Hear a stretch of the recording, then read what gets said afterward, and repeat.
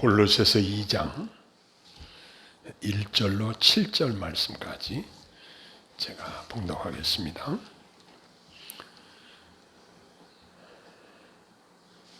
내가 너희와 라오디게아에 있는 자들과 무릇 내 육신의 얼굴을 보지 못한 자들을 위하여 얼마나 힘쓰는지를 너희가 알기를 원하노니 이는 그들로 마음의 위안을 받고 사랑 안에서 연합하여 확실한 이해의 모든 풍성함과 하나님의 비밀인 그리스도를 깨닫게 하려 함이니 그 안에는 지혜와 지식의 모든 보화가 감추어져 있느니라. 내가 이것을 말하면 아무도 교묘한 말로 너희를 속이지 못하게 하려 함이니 이는 내가 육신으로는 떠나 있으나 심령으로는 너희와 함께 있어 너희가 질서 있게 행함과 그리스도를 믿는 너희 믿음이 굳건한 것을 기쁘게 봄이라. 그러므로 너희가 그리스도 예수를 주로 받았으니 그 안에서 행하되 그 안에 뿌리를 박으며 세움을 받아 교훈을 받은 대로 믿음에 굳게 서서 감사함을 넘치게 하라. 아멘.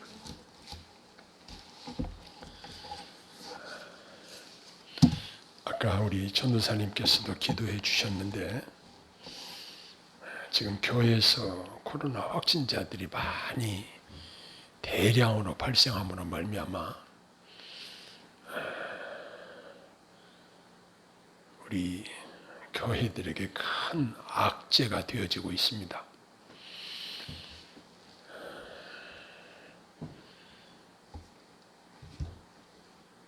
이 코로나 바이러스가 날씨가 좀 따뜻해지면 없어질 것으로 기대를 했는데 너무 장기간에 걸쳐서 이것이 없어지지 않고 계속 확진자들이 생겨나다 보니까 국가의 경제도 어려워지고 또 개인과 개인들이 서로 만나고 싶어도 만나지도 못하고 여름철에 좀 어디 마음 놓고 피서지를 가고 싶어도 그것도 꺼림칙하고 여러 가지 어려운 상황들이 우리 앞에 전개되어 있는데 그중에 가장 가슴이 아픈 것은 교회 안에 확진자들이 많이 막 100여 명씩 이렇게 생겨나는 이러한 모습들을 보면서 이건 너무 가슴이 아픈 일이라고 할 수 있습니다. 우리는 이러한 일들을 보면서 우리 믿는 자들이 어떻게 처신을 해야 할 것인가 이러한 것들을 한번 심도 있게 다시 한번 생각하게 됩니다. 우리의 행동 하나하나, 우리의 언어, 우리의 마음가짐 모두가 어떻게 하면 하나님께 영광이 될 것인가? 예수님이라면 어떻게 하실까? 이러한 차원에서 우리가 생각하고 행동해야 되지 않을까? 이런 생각을 많이 하게 되었습니다. 이 골로새서 2장 1절에 있는 말씀을 보면은 내가 너희와 라오디게아에 있는 자들과 무릇 내 육신 얼굴을 보지 못한 자들을 위하여 얼마나 힘쓰는지를 너희가 알기를 원하노니 그랬습니다. 지금 이 편지를 보내는데 왜 편지를 보내느냐? 지금 바울 사도가 감옥 속에서 편지를 쓰고 있기 때문에 그들에게 가지를 못합니다. 자유롭게 왕래할 수가 없는 상황이고 본인이 갇혀있는 상황인데 직접 바울 사도가 골로새 교회에 가서 그들에게 말씀을 전했으면 얼마나 좋았을까 이런 생각을 할 수 있지만 가지 못했기 때문에 편지를 써서 골로새 교회 또 라오디게아에 있는 성도들에게 편지를 쓴 이 편지가 정말 복음의 진수, 복음에 아주 깊이 있는 핵심 메시지를 전달하고 있는 이 편지글이 오늘날 믿는 우리에게까지 전달이 되어져서 함께 이 말씀을 상고하고 믿음이 생겨서 천국 백성이 되게 하는 하나님의 놀라운 계획이 그 속에 있다는 사실을 우리는 발견하게 됩니다. 만일 바울 사도가 편지를 안 보내고 직접 가서 거기 가서 설교를 했다. 그러면 오늘날 우리들이 이렇게 골로새서를 살피면서 이러한 은혜를 누리기가 어려웠을 것이다. 이런 생각을 하면서 물론 바울 사도가 감옥에 갇혀 있었다는 것은 그 당시 너무나 가슴 아픈 일이었습니다. 그러나 지내놓고 보면은 하나님이 그 어려운 환경 속에서도 하나님이 효과적으로 복음을 세계 만방에 전하시고자 하시는 놀라운 계획을 실제로 실현하고 계시다는 사실을 발견하게 되는 것입니다. 그런데 여기 보면은 무릇 내 육신의 얼굴을 보지 못한 자들을 위하여 얼마나 힘쓰는지를 너희가 알기를 원하노니 그랬습니다. 지금 코로나 사태로 말미암아 어린 아이들이 있고 또 노약자들 이런 분들이 교회에 나오기가 어렵습니다. 아이들도 교회에 나오면 마스크를 벗어버리고 지 마음대로 왔다 갔다 하기 때문에 우리 교회도 아이들이 있는 부모들은 못 나오고 이제 영상을 통해서 말씀을 듣고 그러는데 한편 또 생각해 보면은 코로나 때문에 이 영상을 만들다 보니까 어떤 경우는 뭐 수백 회 조회를 해서 보시는 분들도 있고 또 보시고 은혜 받았다고 응답하시는 분들도 있고 또 그래서 제 아내가 이 영상을 만드는데 아주 매우 신경을 쓰고 있습니다. 아무튼 하나님의 복음이 문명의 이 길을 통해서 여러 가지 통신 수단을 통해서 어떻게든 복음이 전파된다는 것은 하나님의 지혜요, 하나님의 방법이라고 할 수 있을 것입니다. 그런데 바울 사도가 사역할 당시에는 다른 방편은 없었고 오늘날 같이 스마트폰이 있는 시대도 아니고 그 당시에는 편지를 써서 인편에 그 수신자들에게 보냄으로 말미암아 그 편지를 읽고 그 편지로 말미암아 은혜를 받는 이러한 상황이었습니다. 그러나 오늘날에는 얼마나 통신수단이 다양하게 발전되었는지 엄청난 신속한 내용을 보다 효과적으로 영상과 함께 전달할 수 있는 매우 효과적인 방법들이 많이 있습니다. 하나님께서는 각 시대마다 이러한 문화적인 매개체들을 통해서 하나님의 복음을 효과적으로 전달할 수 있는 귀한 계기를 주셨다.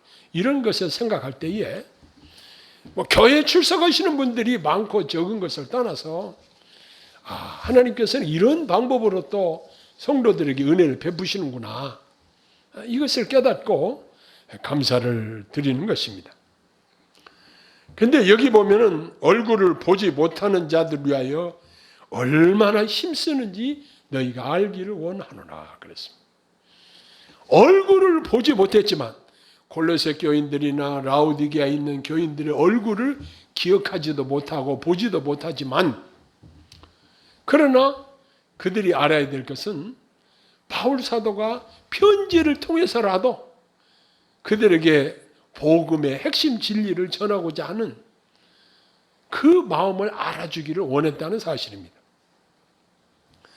이는 그들로 마음의 위안을 받고 그랬습니다. 우리가 하나님 말씀을 들을 때에 우리에게 주시는 선물이 뭐냐면 마음의 위안이 됩니다. 우리가 이 땅 살다 보면은 홍수 피해로 말미암아 수많은 재산 피해와 인명 피해가 발생을 하고, 우리가 현재 겪고 있는 코로나19 사태로 말미암아 엄청난 힘든 상황을 우리가 겪고 살고 있습니다. 그뿐만 아니라 재정적인 어려움, 또 육신의 질고, 여러 가지 어려움들이 우리 앞에 놓일 때가 있습니다. 그러나 아무리 그렇다고 할지라도 우리가 하나님 말씀으로 위안을 받는 것이 중요합니다. 하나님 말씀을 들으면 내 마음이 평안해집니다. 아무리 하늘이 무너지는 이 엄청난 난리와 난리 소문들이 있다고 할지라도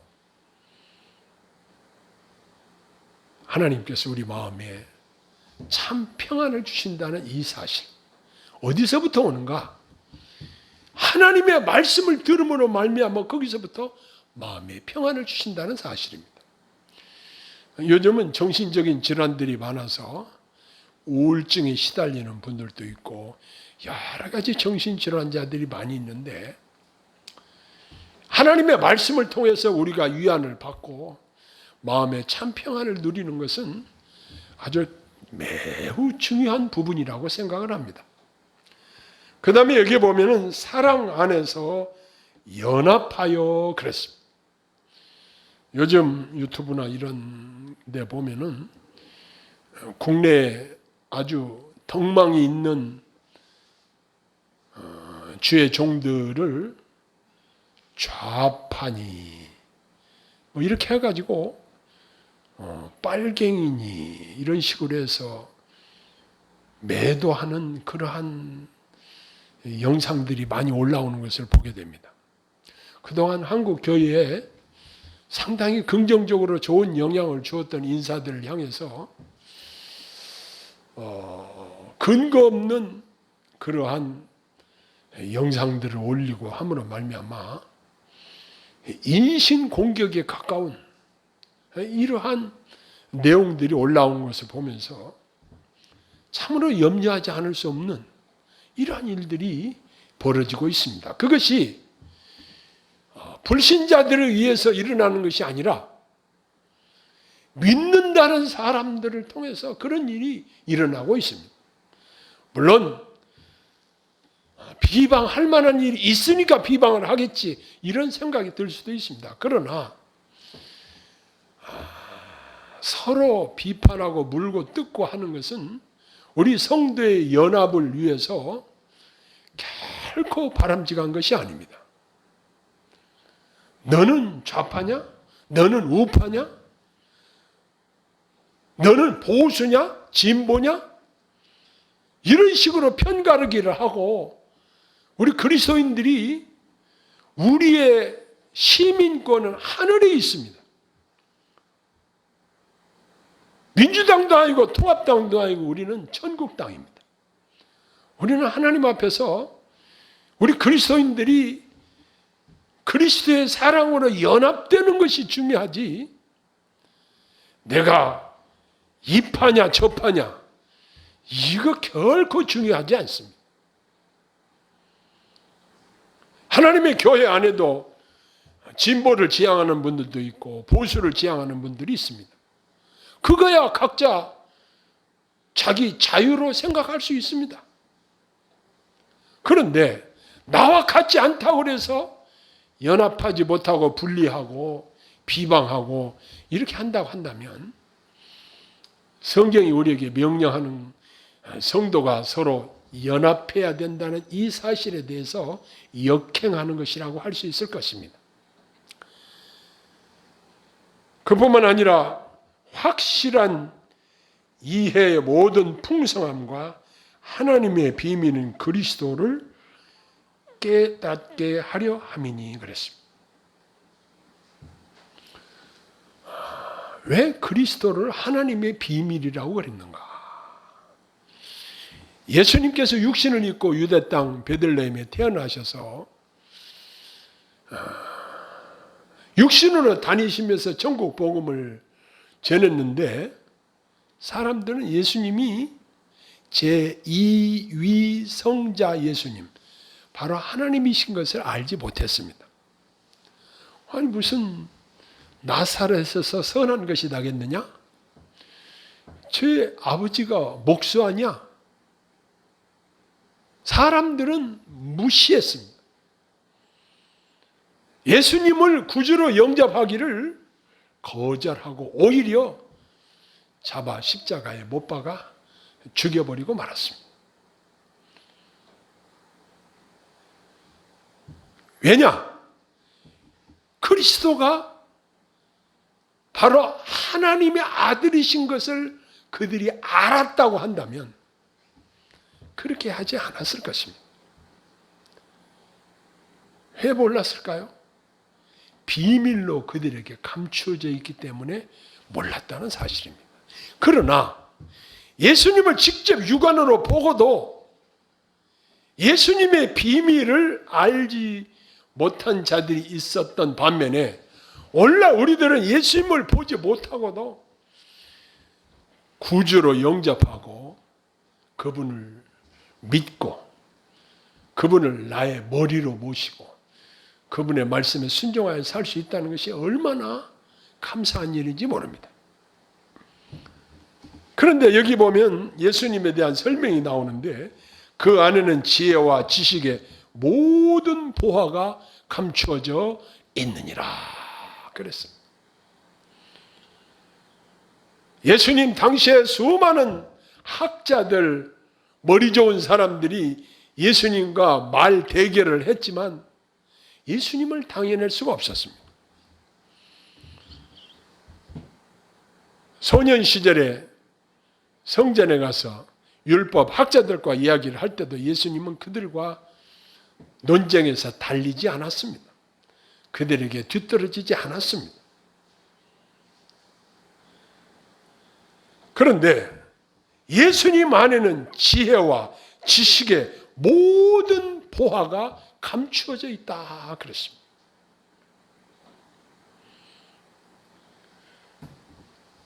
이 말이 이해가 안 될 수도 있습니다. 예수님은 우리 안에 영으로 들어와 계셔서 우리에게 삶의 지혜를 주십니다. 천국에 이르는 지혜를 주십니다.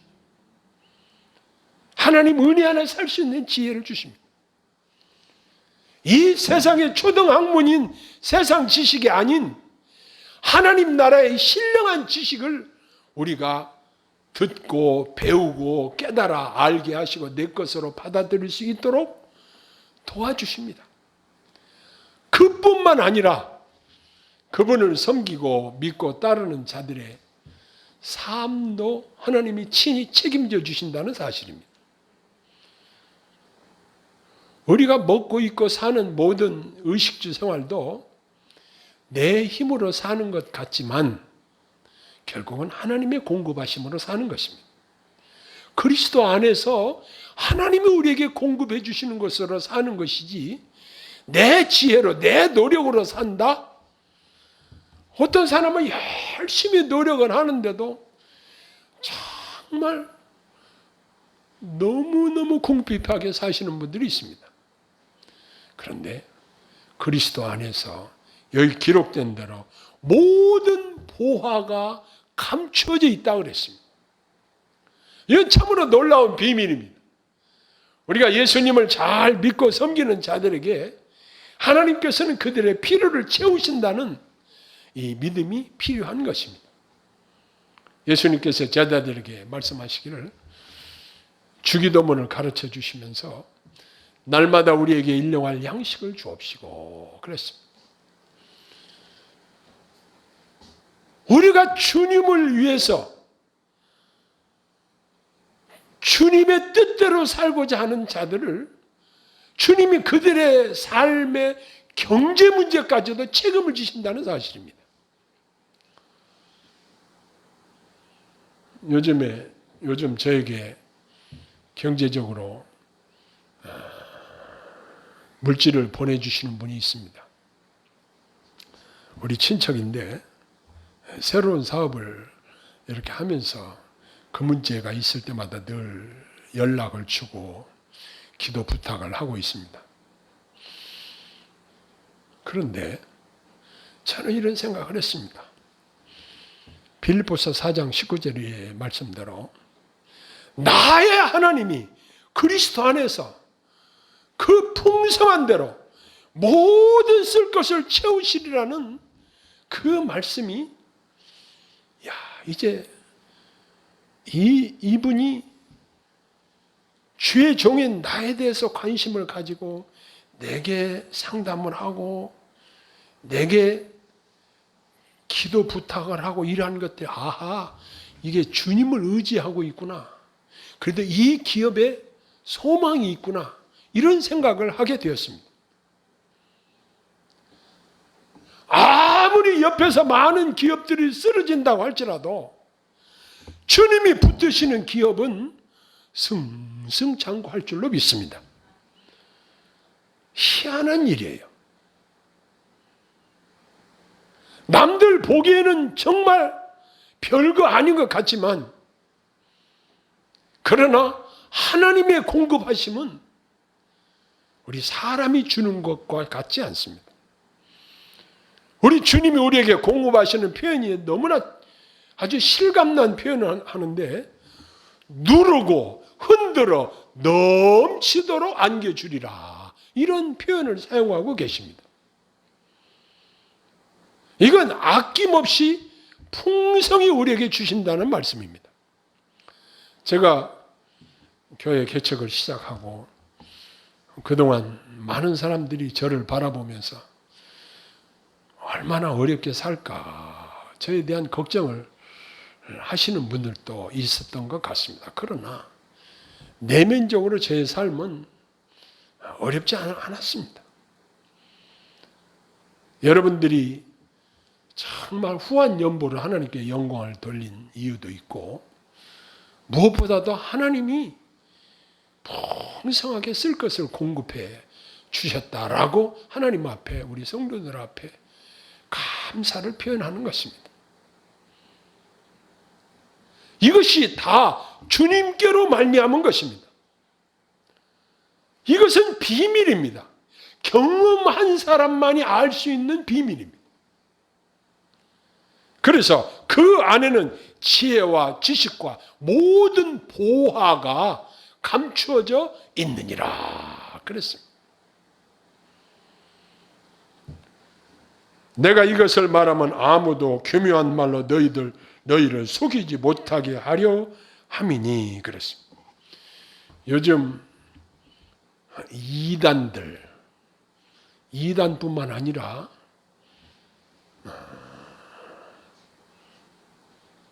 사역자라고 하는 사람들 말도 우리가 잘 분별을 해서 들어야 합니다.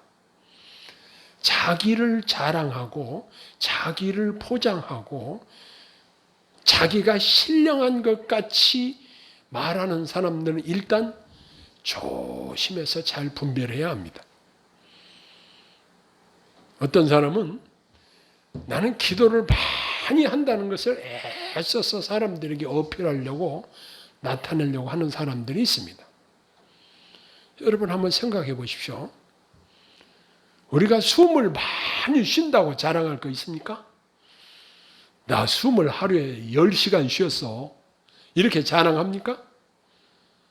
24시간 우리는 계속 호흡하고 삽니다. 근데 기도를 다른 말로 해서 영혼의 호흡이라고도 말합니다. 우리는 하나님과 늘 숨 쉬듯이 교통하며 지내는데 나는 기도를 하루에 몇 시간 한다고 자랑하면서 그리고 내가 무슨 꿈을 꿨다? 환상을 보았다? 이런 것들은 다 주관적인 것들이고 그런 것들로 말미암아 자기 자신이 신령하다? 아니면 자기 자신이 어느 영적인 경지에 올라왔다? 이렇게 말하는 사람들 조심해야 합니다.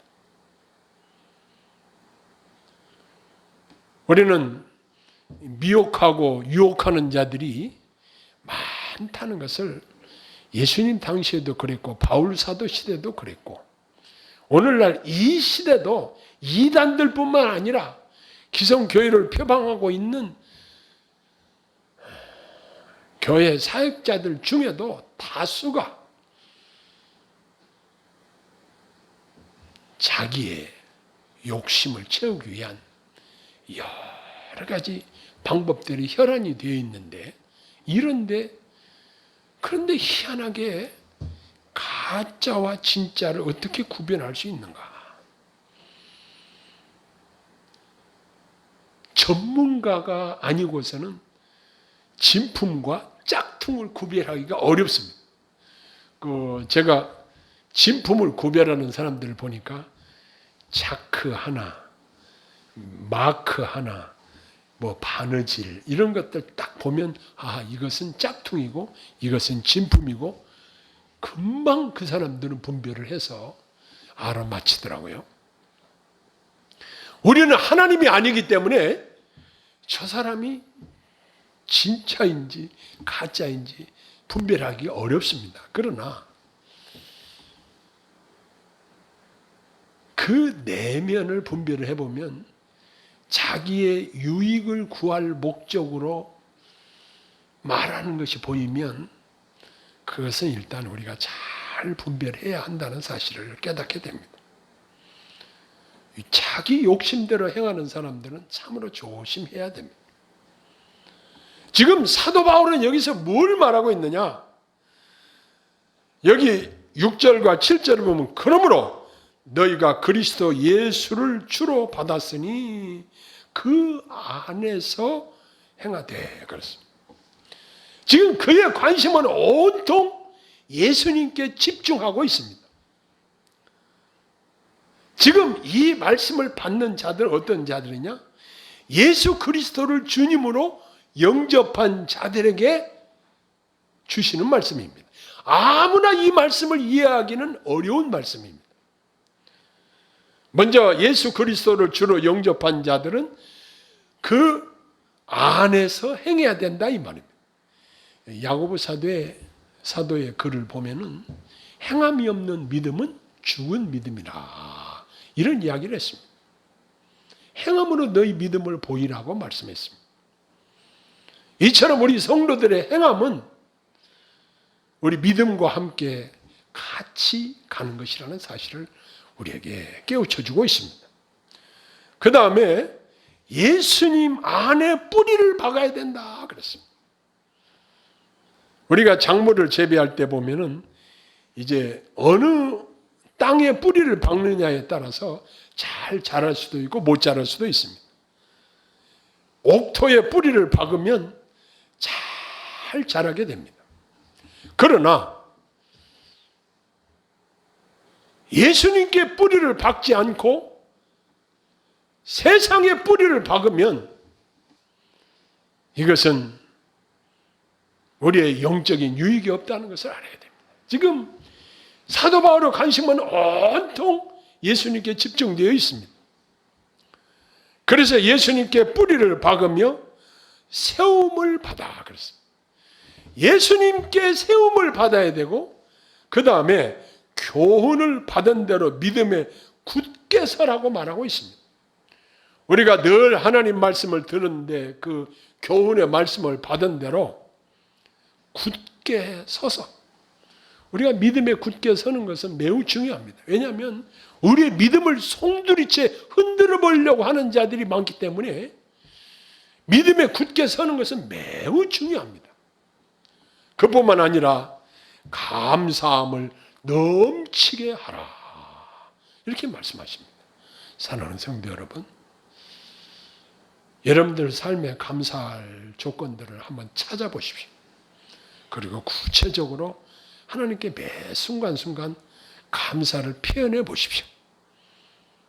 그러면 하나님께서 그 감사의 기도를 받으시고 더 감사할 조건들을 여러분들에게 허락해 주실 줄로 믿습니다. 이건 너무나 중요한 거예요. 인간 대 인간끼리도 내가 은혜를 입었으면 감사의 표현을 하는 것이 도리고 당연한 것인 것처럼 예수 그리스도를 주로 모신 자들은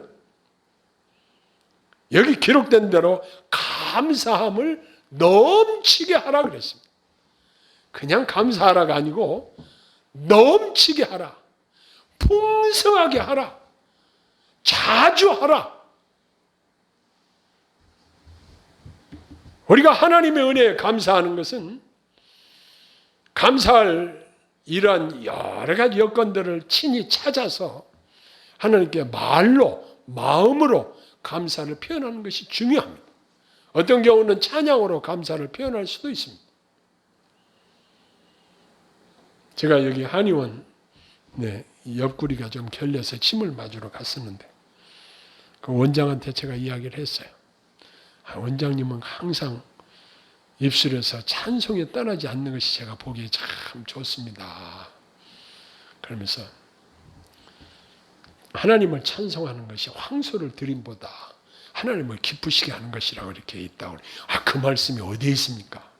제가 얼른 생각이 안 나서 찾아서 시편 69편 30절로 31절에 있다라고 내가 알려주었습니다. 너무 좋아하더라고요. 우리가 찬양으로 감사를 표현하는 거 얼마나 좋은지 모릅니다. 하나님께서 그 찬양을 황소를 받으심보다 더 기쁘게 받으신다는 사실을 함께 대화를 하면서 나눴습니다. 사랑하는 주의 백성들 모두에게 하나님이 요구하시는 것이 뭐냐? 우리가 매 순간 감사를 넘치게 하는 것입니다. 이건 돈이 들어가는 일도 아닙니다. 큰 노력이 들어가는 것도 아닙니다. 그러나 이것이 얼마나 하나님을 기쁘시게 하는 것이고 성도의 마땅한 바인지를 깨닫게 되는 것입니다. 어떤 자들에게 요구하느냐? 다른 사람들에게 요구하지 않고 세상 사람들에게 요구하지 않고 예수 그리스도를 주로 받아들인 자들에게 요구하는 것입니다. 오늘도 이 말씀이 우리 마음속에서 살아 역사하고 우리 삶에서 감사함이 넘치는 귀한 은혜가 있기를 소원합니다. 기도하겠습니다.